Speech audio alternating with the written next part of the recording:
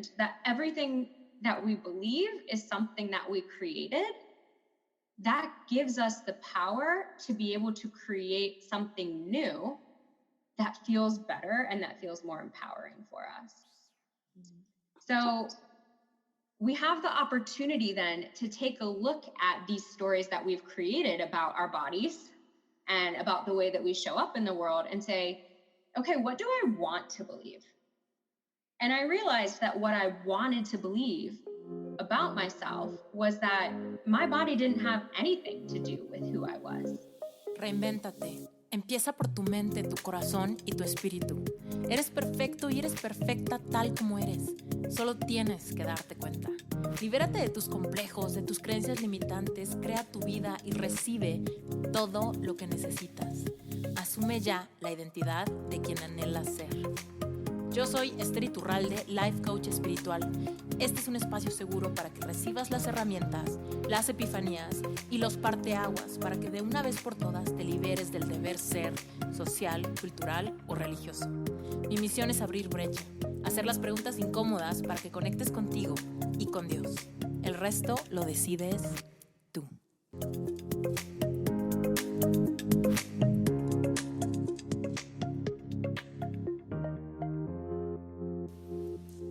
Estoy muy emocionada de presentarte a Mandy.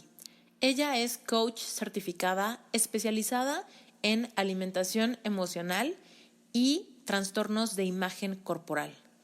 Ella tiene una historia personal que cuenta en el episodio de cómo ella misma batalló con dietas, restricciones y complejos corporales por mucho tiempo.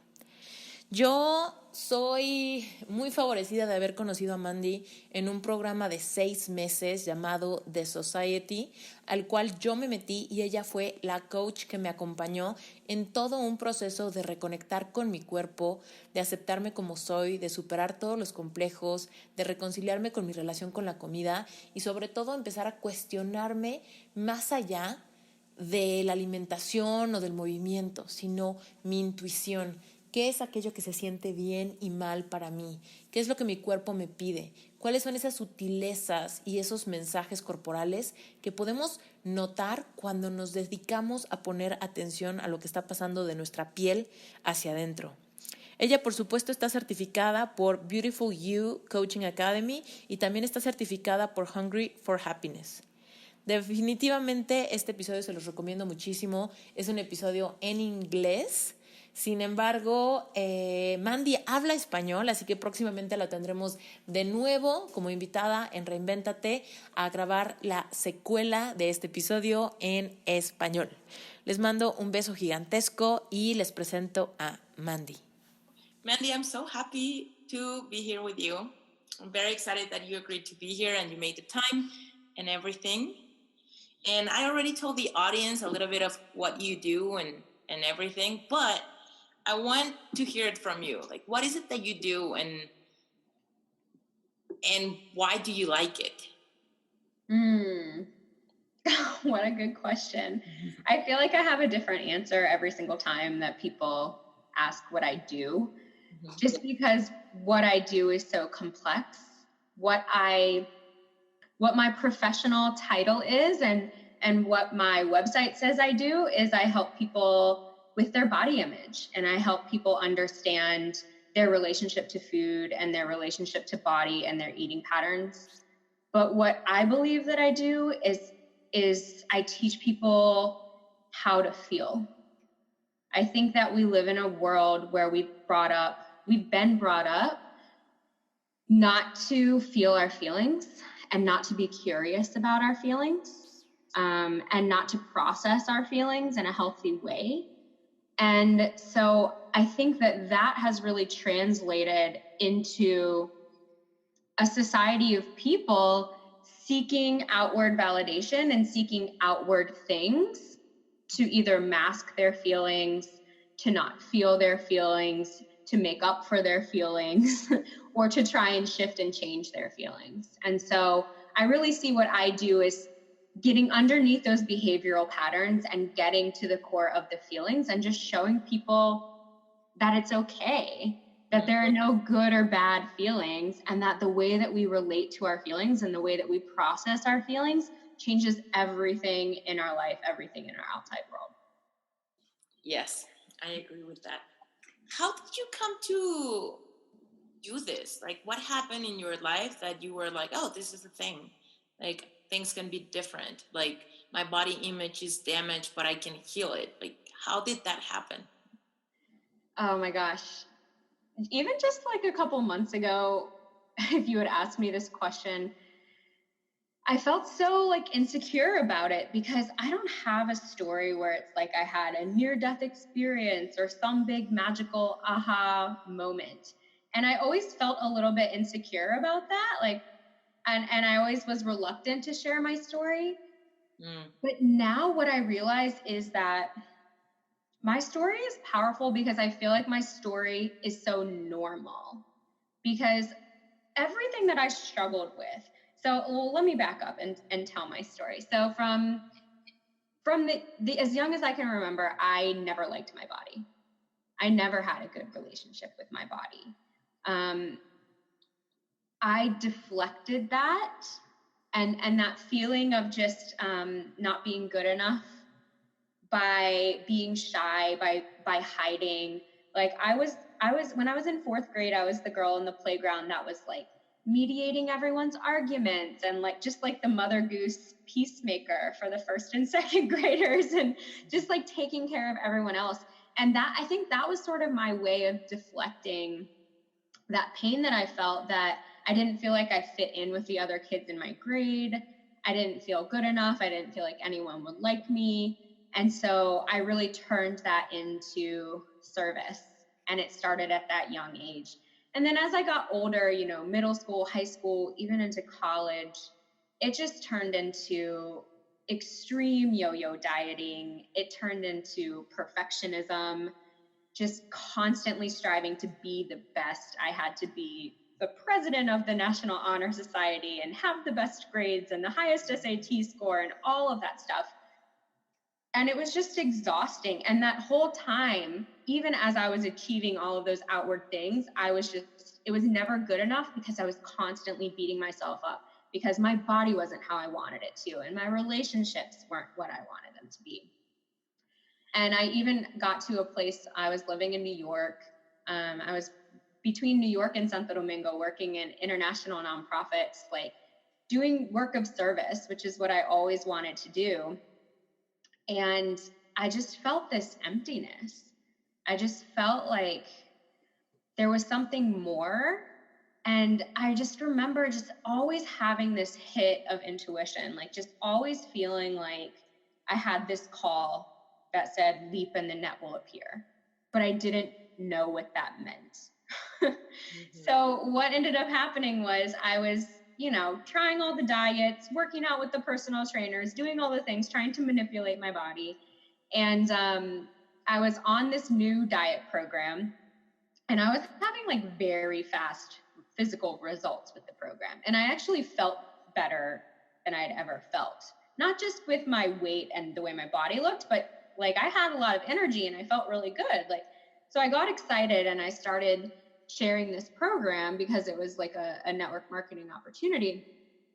And all of a sudden I realized, I was like, there's more for me out there. I was disillusioned with the nonprofit world. I didn't feel like I was actually making an impact there. And as I was sharing this and becoming like this health coach essentially for people, I was like, yeah, I can do this. Like, this is changing my life. I finally got the body that I want. Like, I can change other people's lives and help them get the bodies that they want. You were actually at that place where you were like, this is it. Like, now I can finally be okay because I like it. I approve of my body. Yes and no. So I had the body that I had been looking for, yes.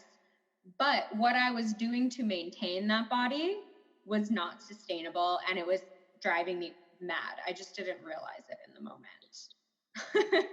So the thing I love about network marketing companies these days is that there's such an emphasis on personal development. And I got introduced to this world of personal growth and personal development and coaches. And I never even knew that that existed before. And I just got hooked. I just loved it. I've always been like a spiritual person, but I just started opening new doors and new pathways that I never really known about before. So I hired my first life coach. And how was that like? Like, how was, and I'm very interested about this, because of course I'm telling the audience what is a life coach all the time and how it can boost your progress, right? But like, what was your thought process that made you be like, okay, I should look for this and this is something that could actually help me, without having done it in the past, without being like the normal to have a coach? I feel like my story up to this point has been mostly like doing the right things for the wrong reasons. So when I hired my first life coach, it was because I was like, I need to up-level my business. I need to make more money. And so there must be something that I'm not seeing. So let me hire someone. There was the network sales. Yes, the network marketing. At that point, I had left my job.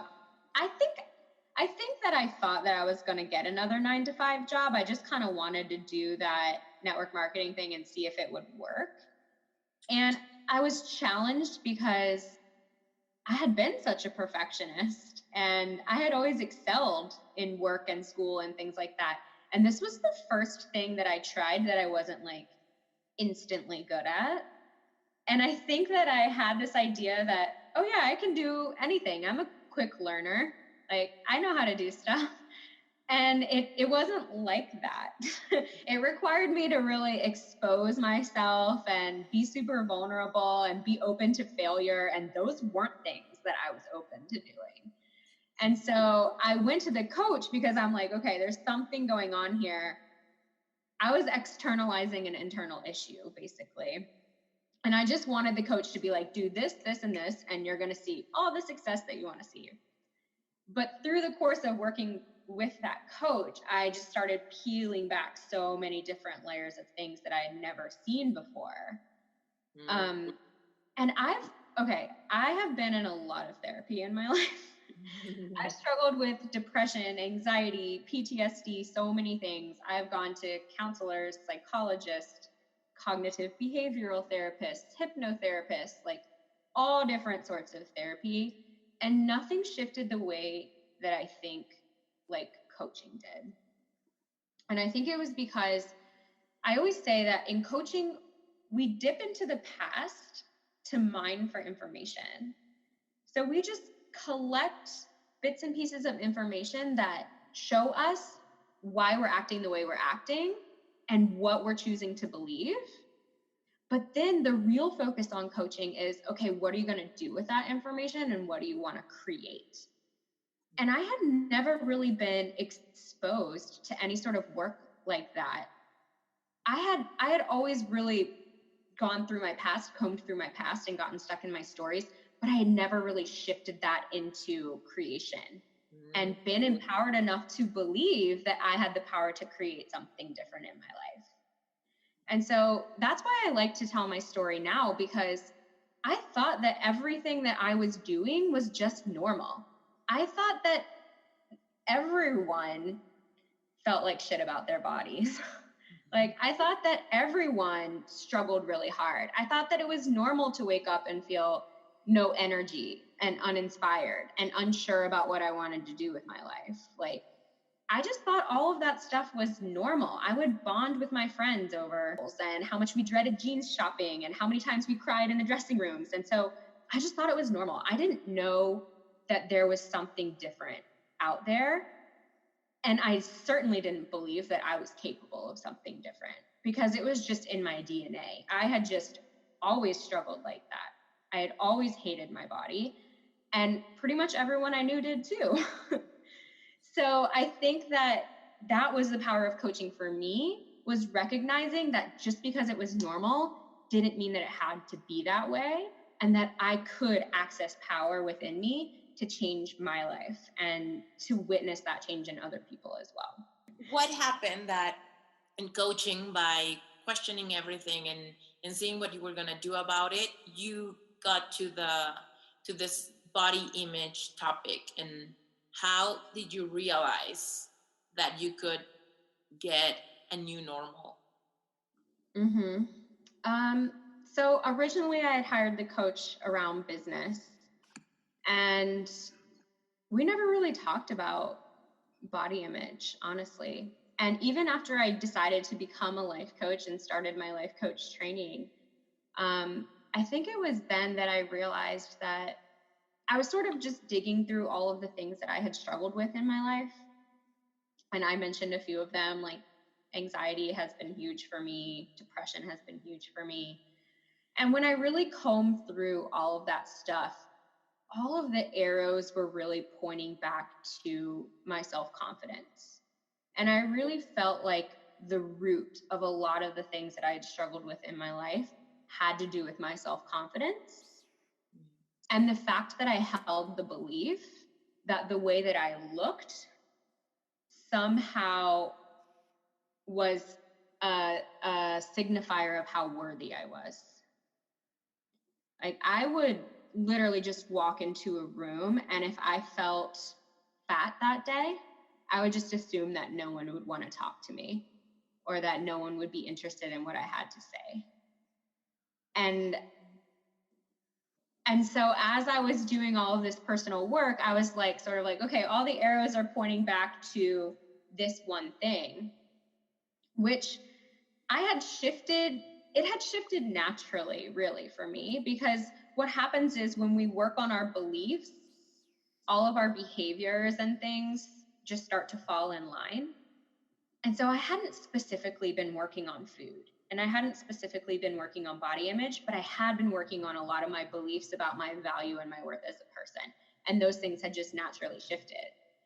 And so when I thought back to it, I realized, I was like, okay, body image, food, that was the stuff that was the root of everything for me. And I just knew that was something that I see everywhere in so many different people in my life, and just in advertising and in media and in children growing up. And I just started thinking about how that had always held me back, like in my career and in my relationships and my friendships. And I was thinking about how much power and how much different this world would be if women weren't held back by that.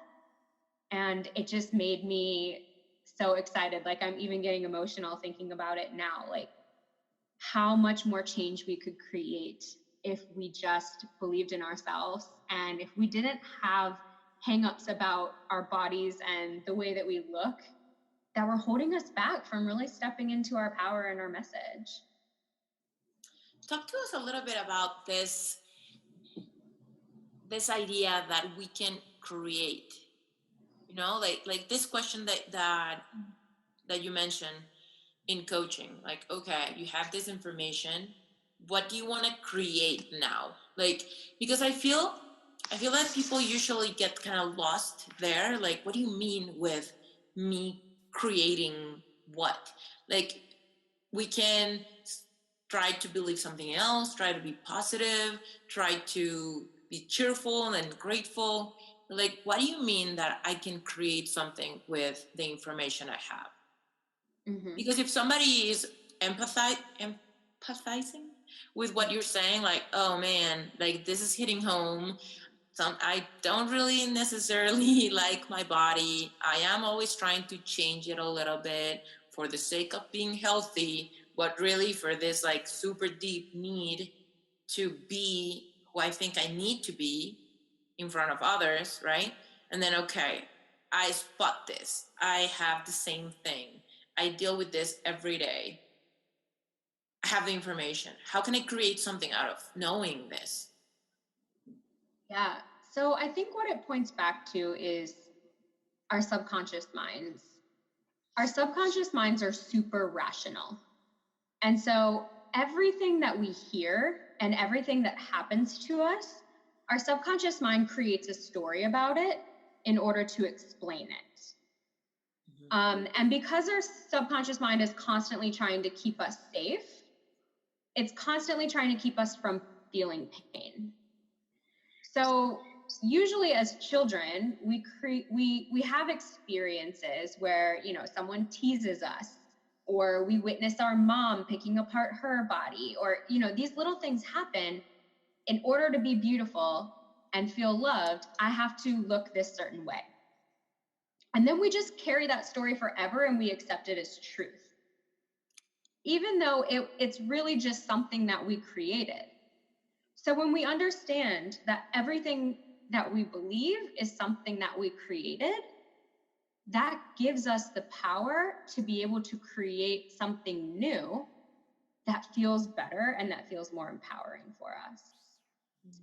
So we have the opportunity then to take a look at these stories that we've created about our bodies and about the way that we show up in the world and say, okay, what do I want to believe? And I realized that what I wanted to believe about myself was that my body didn't have anything to do with who I was. That the way I looked didn't have anything to do with my message, with who I am as a friend, as a partner, as a daughter, as anything. And that my value doesn't lie in my body at all. And so the process that we then go through is like, okay, so I've decided what I want to believe. I've declared that. So now what I have to do in order to train my subconscious mind to actually believe that, because I've spent 30 years believing the other thing, I have to consciously go out and create evidence to support that belief. And so then it's almost like a game, right? I get to set up little scenarios that create proof that this new belief that I want to believe is true. And we literally can create proof of anything in this world. Like there's a scientific report to back any thesis basically that you want to back. So we have the power to go back, explore our beliefs, choose what we want to believe, create proof for that. And then through repetition and the collection of evidence, we train our subconscious minds to believe something new until it does become our new truth. Can you give us an example of like the evidence that you were starting to collect when this journey started for you? Mm-hmm. So one of the things that my first coach had me do, and that I have every single one of my clients do, is I would send, I think it was like 5 emails. I usually have them send 4 or 5 emails out to the closest people in your life. Just answering a couple of questions. Questions like, what can you always count on me for? And what do I bring when I walk into a room? And what do you see as my strengths and what I bring into the world? And when we receive responses back from the people who know us the best and the people who love us the most, typically what they say are things that describe who we are at a soul level. Like no one ever responds and says like, you bring great legs into a room. Your abs inspire me so much, right? Like, because when people respond to questions like that, they respond with what they truly think about us and what we mean to them. And so when we hear those words, then we're able to have an understanding of our soul identity, and we're able to separate who we are from what we look like. And so I think that's a really huge first piece of evidence to start with, is like, okay, what are the words that describe me as a person, as a soul? And because often we have a little bit of a blind spot there, it's good to start by asking other people who know us well. And then I'll typically challenge people to say, okay, what do I admire in other people? Because typically when we admire someone in someone else, it's because that thing is deep inside of us and it wants to come out, it wants to be expressed. Mm-hmm. And so if I admire someone who I see as super artistic and creative, but I've been telling myself a story that I'm not artistic or creative, it's because there's some creative part of me that wants to be expressed. So then I get to play with that and be like, okay, so how can I be creative in my day today? How can I bring that out? oh, I love to color, or I love to sing, or whatever it is. And then every time that I do that activity, I'm creating more evidence to support the fact that I'm a creative, artistic person. Yeah. Like you can actually acknowledge something that you do have that shows that. No? Exactly. I love it. I love it. It's super interesting. So, okay. Creating the evidence makes total sense to me. What happens? I feel like we haven't talked about something that is key and like a big giant in this conversation. That is our relationship to food. Like it's our relationship to the body. And okay, great. I understand that there's value in me that doesn't have anything to do with my body. But yet I still have this need to shift my body. And then I get like faced with this situation, choosing what to eat and whether or not to restrict. What's up with that? Like, how do we deal with this need to control it using the food that we eat every single day? So, and also something important. What is it taking from us to worry about food every day? Oh, this is such a multifaceted question and so charged in so many different ways.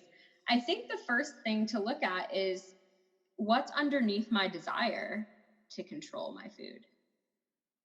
Like, why do I want to control my food?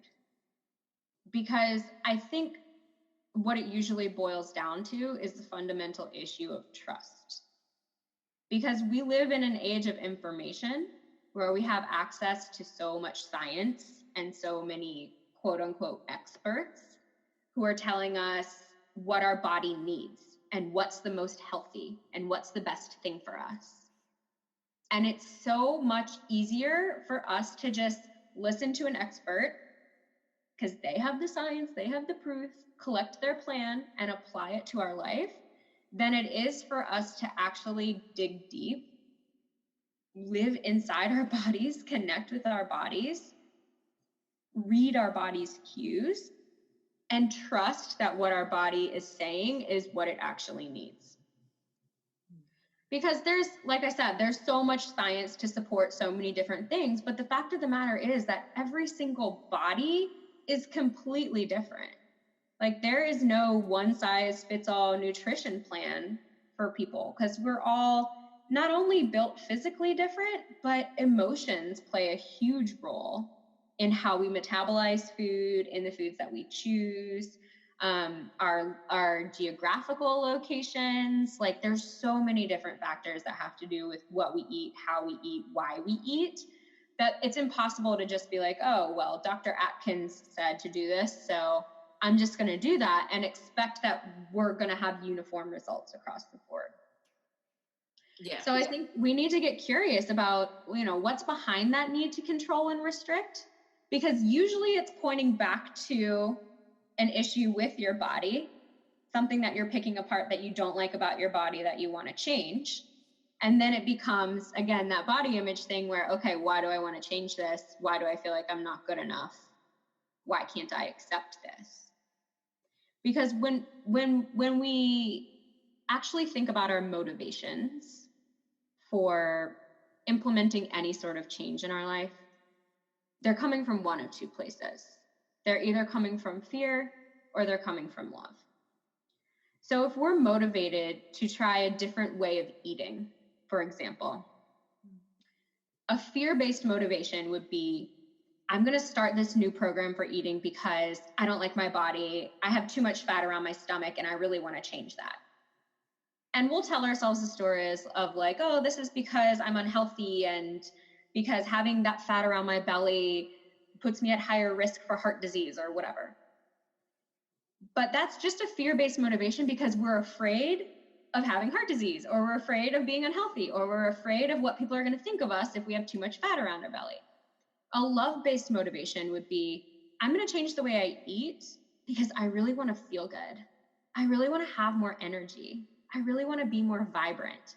I really want to be able to wake up in the morning and be excited and be able to share with the world. And right now I'm just so tired. And so coming from that place of worthiness and like, I'm going to make some changes and do some experiments to see what's best for my body because I deserve to feel my best. Mm-hmm. That's a love-based motivation. Mm-hmm. I don't know if I answered your question. Yes, no, it does. But yet again, like what happens when we have this mixture, you know, it's just all intertwined with like, in my head, I know that if I lose weight, I'm gonna look better and maybe I find a boyfriend, or maybe the girl I like will look at me, or maybe all this fear-based stuff. But then, because we're smart like that without even knowing, we're like, yeah, this is so healthy and I love eating veggies and I love drinking water and I'm such a fitness person, you know? And then it's kind of like, we play games with our own minds and then of course with everybody around us. We're never saying like, oh, I'm on a diet because I really struggle with feeling accepted or feeling sexy. We never say that because we're like, oh, I'm sexy, okay, but I'm doing this because I want to lose a couple kilos or whatever. Sometimes we do accept that we have some kilos we want to lose, but we like to pretend that we care about our health and that we're not on the verge of crying at night, you know, to like the people around us, because it's not cool to be that weak. So we fool ourselves and everybody around us with our reasons. And I feel, because I've been there, to the point that I'm even a little confused on whether I love myself so much or I'm so fucking afraid, you know? And then it's kind of like, which is it, you know? Like, how can we, and I know it's just a really ambiguous, humongous question, but how can we start identifying what we feel inside whenever we get in the mood to do something different? How can we start dissecting our reasons to kind of like separate and be able to have clarity on exactly where we are? Because I feel like if we have the clarity to know where we are, then we can be like, look, it'll be in my best interest to actually look for help, because there's a lot of fear. I see that there's a lot of fear mixed with a little good intentions, you know? Or if I'm like, I feel like I can do this because there's a lot of love and there's a lot of work that I already done in like loving and accepting myself. I feel like the audience is probably like, do I need this? Do I fix this? Can I do this on my own? Do I need to call you immediately? Interrumpo este episodio rapidísimo para preguntarte si ya te llegan mis correos. Regístrate en mi página web y recibe audios exclusivos y cursos gratuitos que doy todo el tiempo. Regístrate en esteriturralde.com/Epic Heart si te interesa sanar tu corazón después de una decepción amorosa. /Epic Self si quieres desarrollar amor propio y manifestar al amor de tu vida. /Tapping si quieres tomar el curso express para liberar emociones negativas. Y simplemente regístrate en esteriturralde.com para avisarte cuando tenga clases gratuitas, productos nuevos, invitaciones a conferencias y avisarte cada vez que salga un episodio nuevo en Reinvéntate. Te mando un beso gigantesco y sigamos con el episodio. So is the question, how do I know what my motivation is? How do I know what my reasons are? Yeah, especially when they're so mixed up, you know, like. Yeah. So this is a good question because I think that there often is a mix of both. And I think what you said, it comes down to radical honesty with ourselves. There's something that my coach, Samantha Skelly, says, which is which is the thing that we most want is the thing that we're most afraid of. And so I think that sometimes it's really hard for us to be really honest with ourselves about where we are and what we actually want, because we have fear around what that's going to mean. Like, what am I going to have to do different? Like, am I going to have to fall apart? You know, we're afraid of the unknown. And so I think that's what sometimes blocks us from being super honest with ourselves about our motivations. But I think it comes back to just connecting in with the sensations that happen in your body. And so, like, how do I know, for example? Because I'm not perfect by any means. You know, I lived for 30 plus years hating my body. And I still have days that I don't feel great about my body. And so when I'm making a choice about what to eat, what I get to do is sometimes I'll just literally stand in front of the mirror and be like, what do I feel right now? What do I feel when I look at my stomach? What do I feel when I look at my thighs? And am I choosing this salad because of how I feel about my stomach? Or am I choosing the salad because I'm just really craving a salad? Right? And I think it really comes down to something that simple. Mm-hmm. Like, what am I really craving? And am I choosing from an emotional place? Or am I choosing from a physical place? Because our bodies will naturally tell us exactly what they need. Like, I will have days where all I want is like all the veggies and all the salad and all the green juice and all of that. And I'll have days where I'm just like, I just need pasta. Mm-hmm.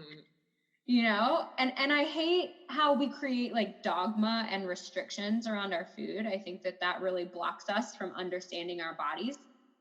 I feel like there's been like a huge wave of vegetarianism and veganism, and I support that. You know, I support it from an environmental perspective, from a animal lover perspective. But at the same time, I think when we put these rules and restrictions around, like, this is what I do eat and this is what I don't eat, we cut off our intuition. Like, we cut off the access to trusting our bodies to tell us what we need to eat. So, and I'll go through phases. I went through a phase earlier this year when I was eating mostly vegan. And then just recently, I've just been craving a lot more meat and been eating a lot more meat just because I just felt like my body was wanting it. And it's been interesting to look at the difference in my energy, the difference in my strength, the difference in my mental clarity when I'm really following those cues. Mm-hmm. That reminds me the quote, don't make permanent decisions on temporary feelings. Yes. When you choose a diet that is so specific, and then you just say that you're going to be like this forever. And yeah, it might be a long period, like 3 years or something, but it's still temporary because you don't know what's going to happen next decade of your life, you know? Totally. We're constantly evolving. And our egos love identities, and we create these identities for ourselves because they feel safe. Mm-hmm. They feel safe for us to try on. But when we take a step back and allow ourselves to be curious about life and to try different things on, like I play a little game, and I'll explain it to my clients as like, try things on like they're an article of clothing. Right? Like I have a lot of curiosity about different things because I've had these identities my whole life that have told me that this is who I am. And so why don't I go out and try on being an artist? Like, let me just try that on and see how it fits, see how it looks, you know? And it gets to be a fun experiment for us to try on things. Into our lives where we usually want to be so serious. Mm-hmm. Yeah. And it also helps with the fear factor, no? When we're so like, oh, but what if I suck at it? Well, then you stop doing it. If you really don't like it, then you stop doing it. Or if you suck at it, but you like it, maybe you get better at it with practice or whatever. Yeah. What you just said goes hand in hand. Like, we fear things because we take ourselves so seriously. We take everything so seriously. But if we just lighten up and treat things like an experiment, treat things like a game, and try and have more fun and more joy with everything, then there's less fear. Like we think that every decision we make is some big earth-shattering decision, and it's not. Everything in this world is temporary. Absolutely everything. And so if we can just treat everything like an experiment, it takes so much pressure off. Yeah. Mandy, I want you to tell us, how was it for you to find like your vocation? Like throughout all this self-discovery and work and all this process, like when was it that you were like, oh, like after working in New York and Santo Domingo and with this network company and then having a coach and doing my own work, when was it that you were like, man, I love how it feels doing this work, or I found what I want to do in life? How did that come to occur? I always say that coaching found me. I didn't find coaching. And I really think that it was the product of me just doing this personal development work and learning to connect with my body and connect with my intuition again, and just following my intuition.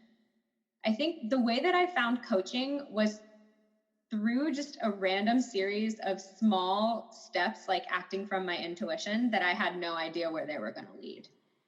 Because definitely when I left my career 3.5 years ago, I assumed I was just going to get another job in the same field. But just every little intuitive nudge, like every little choice that I made, every little step that I took started leading me down a different path, and I had no idea what that was going to look like. And I just had to choose to trust my intuition and trust myself, trust God, trust the universe that it was leading me on the path that I was supposed to be on. I think the only thing that I've known to be true my entire life about what I wanted to dedicate my work and my career to is just service of other people. And I think that the paradigm that I lived in was, I believed that serving other people meant being in the nonprofit world. And I did that. I have a master's degree in nonprofit administration. I spent a lot of years working in international development, partnered with the United Nations on different projects. I lived in Santo Domingo in the field, working in public health, working in international education, in lots of different areas. And I loved that.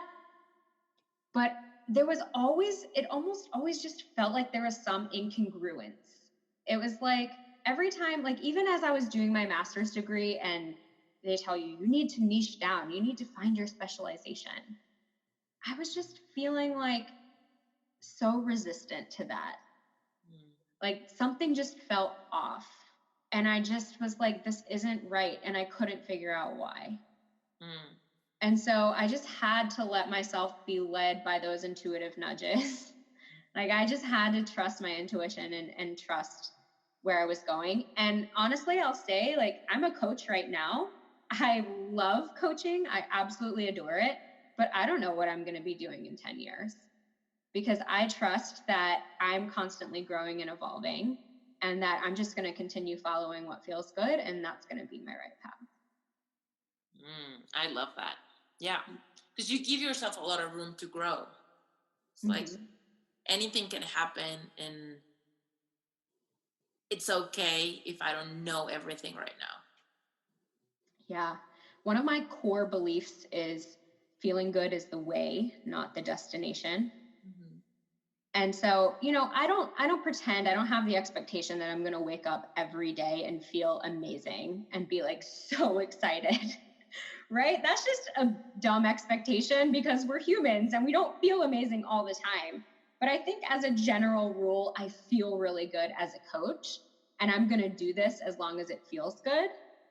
But when it stops feeling good, then that's my intuition speaking to me that there's something else out there for me, and I need to take a look at what that might be and do some more experiments. I love that. Mandy, give us a little bit of like a helicopter view on what happens when somebody decides to take coaching to heal their relationship to self-image and the whole thing with diets and restrictions. Like if somebody's like, oh my gosh, I so need this, but they want to kind of like peek a little on like what's gonna happen, you know, in this. Like what am I going to go through? What am I going to be questioning? Mm-hmm. Oh, that's such a loaded question. I think the beauty of one-on-one coaching is that it depends on what you bring to the table, and it depends on how open you are. So each of my coaching series with each person is completely different, based on what their stories are and how they show up. But I think as a general overall view of the coaching process, what we do first is establish what your story is. And we sort of dig into, okay, what are the stories I've been telling myself? And then we establish what we want to create. Because I really believe that in order for us to move out of old patterns, we have to have some idea of where we're going. Otherwise, it just feels like a big black unknown. And that's the main point of coaching, is moving us forward to a new point, to a new life, to a new creation.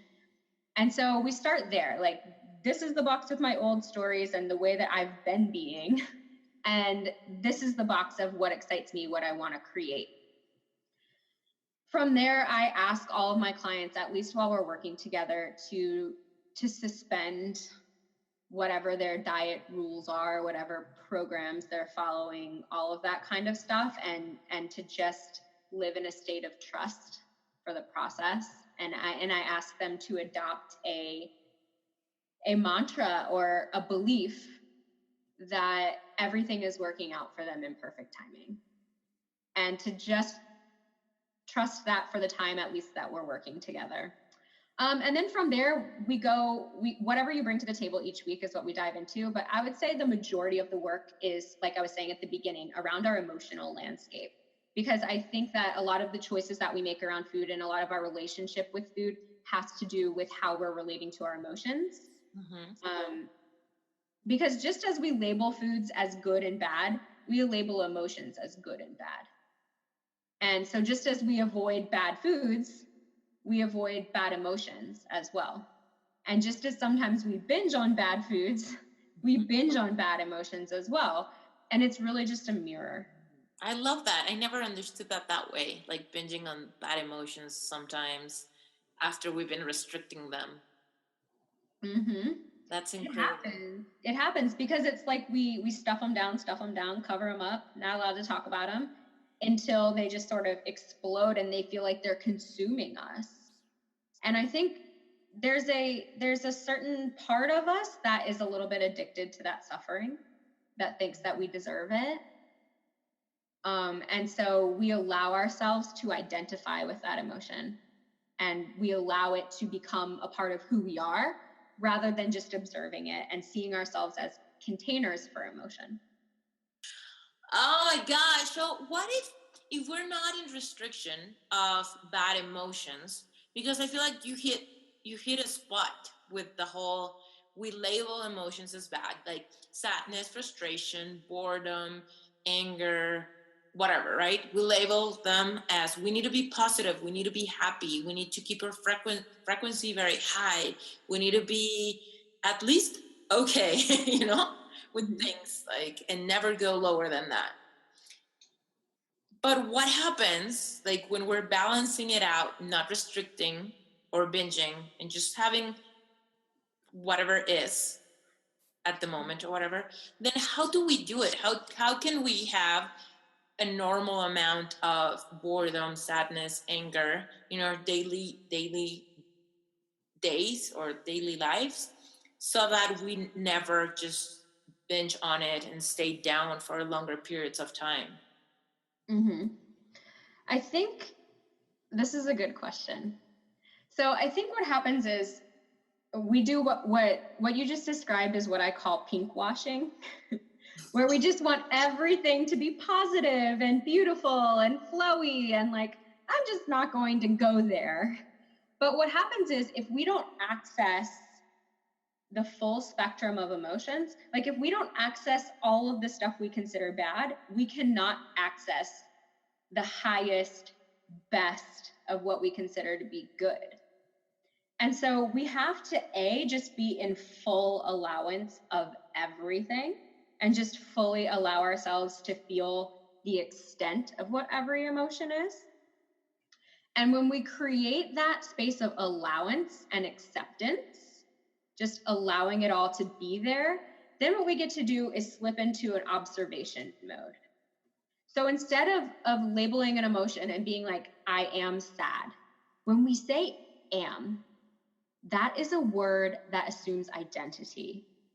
So instead of saying I am sad, which is basically saying I am a sad person, we're saying I'm experiencing sadness. And we get to create a little bit of a disconnect there from the emotion that we're experiencing and who we are as a person. When we're able to do that, we're able to then ask, okay, I'm experiencing sadness. What do I really need? Like, what is this sadness pointing to? And we're able to acknowledge the emotion, respond to it, and take action on it, process it in a way that it's asking to. Because I just see emotions as information.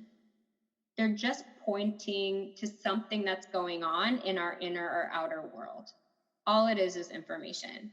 So if we just relate to it as information and we get curious about it and we're like, okay, what is this emotion telling me? What do I really need?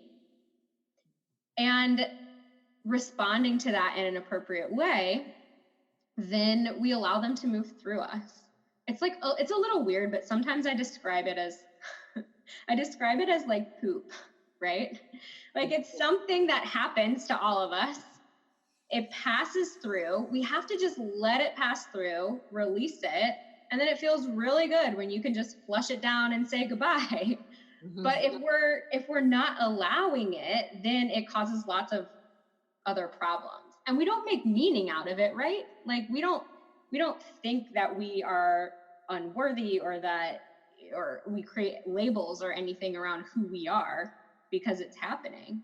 You know, it just is. We're just containers for it. It's something that's moving through our body. So emotions are that. We're just containers for the emotions. There's something that's moving through our body. And sometimes we have to be proactive about helping that process and helping those emotions move through the body. I love it.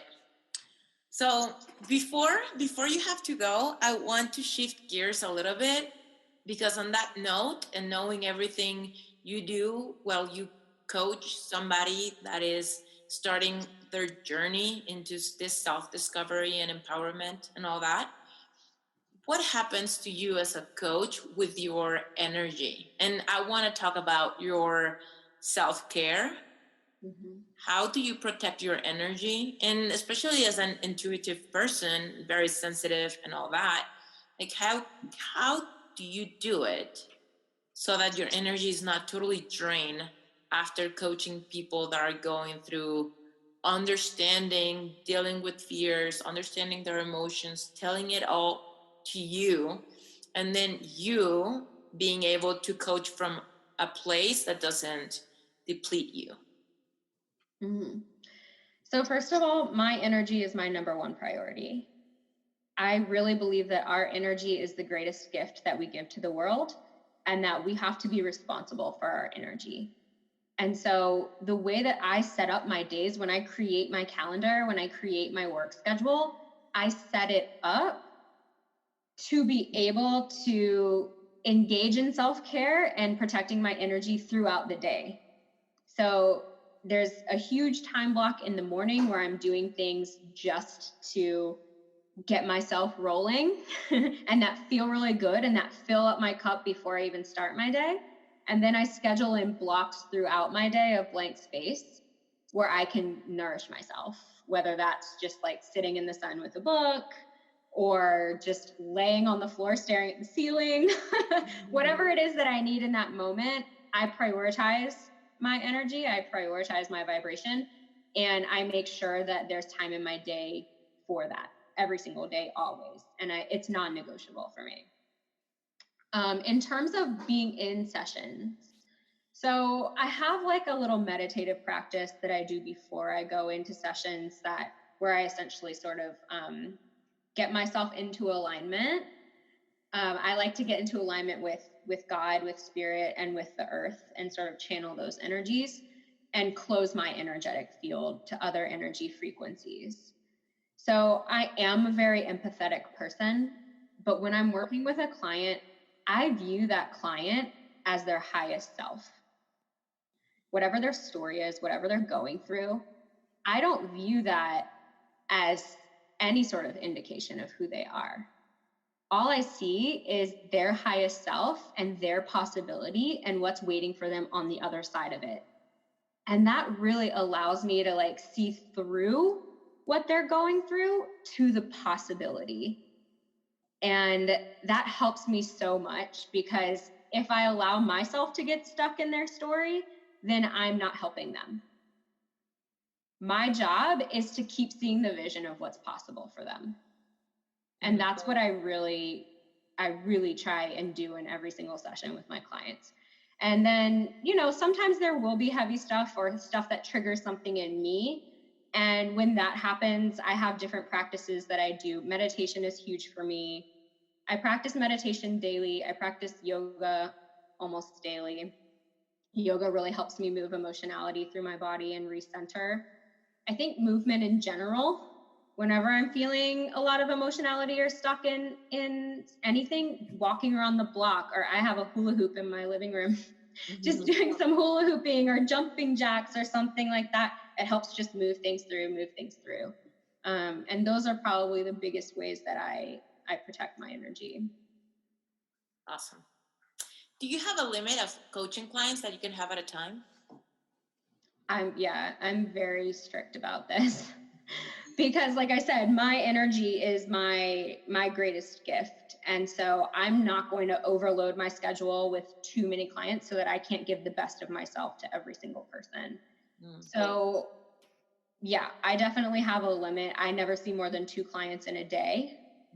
And that's very important to me, because I do a lot of work before and after each session that the client doesn't always know about. A lot of just energetic work. And I also provide like pretty detailed follow-up emails for each client with resources and sorts of things. So I definitely make sure that's a part of my protecting my energy, is making sure I limit the number of clients that I see. Okay. And so where can people find you? Well, I hang out a lot on Instagram. My Instagram is at Sciacchitano, and that name is wild, but it'll be shared in the show notes, I'm sure. How do you say it again? Sciacchitano. I'm Sicilian. I don't know why I would always say macchiato. I know it's not. I just think you're like a coffee. Yeah, I was gonna say, I'm pretty sure that's like a coffee. No, Sciacchitano. So I'm on Instagram a lot. My website is mandysciacchitano.com. I've just gotten really into Instagram TV. I post a video every week on Instagram TV about like emotional eating, and I try and just crank out the value. I try and just give you as much free coaching as I possibly give. My mission is always to overserve, to overgive value, because I just really want to see a world with more people stepping into their power and more people understanding their own divinity and understanding that the stuff that we worry about just doesn't matter. Worrying about food, worrying about the way that our body looks, at the grand scheme of things, at the end of the day, it just doesn't matter. We're so much more powerful than that. And we have so much more to give to the world than that. And that is what motivates me every day. So Instagram, my website. I'm also doing a lot more on Pinterest. I just love Pinterest. I'm going to follow you. I don't think I do. And I've been trying to activate my business through it, like trying not to use it only to scroll, like just pretty things. Mm-hmm. And it's a science. I'm like, it's super fun. yeah.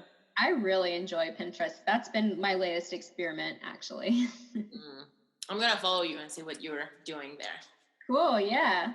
I'll follow you too. Thank you so much for your time.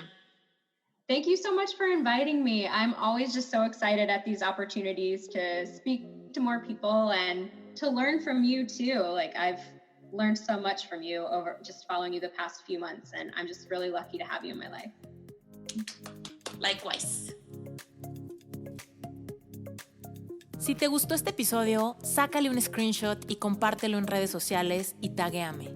Ayúdame a crecer este movimiento. Y si lo escuchaste en iTunes, por favor déjame un review. Me vas a ayudar muchísimo. Y si aún no me sigues en Instagram o en Facebook, me encuentras como Esther Iturralde. Mi página web, esteriturralde.com. Ahí encontrarás información de mis cursos, mis conferencias, coaching individual y más. Nos vemos en el próximo episodio. Reinvéntate.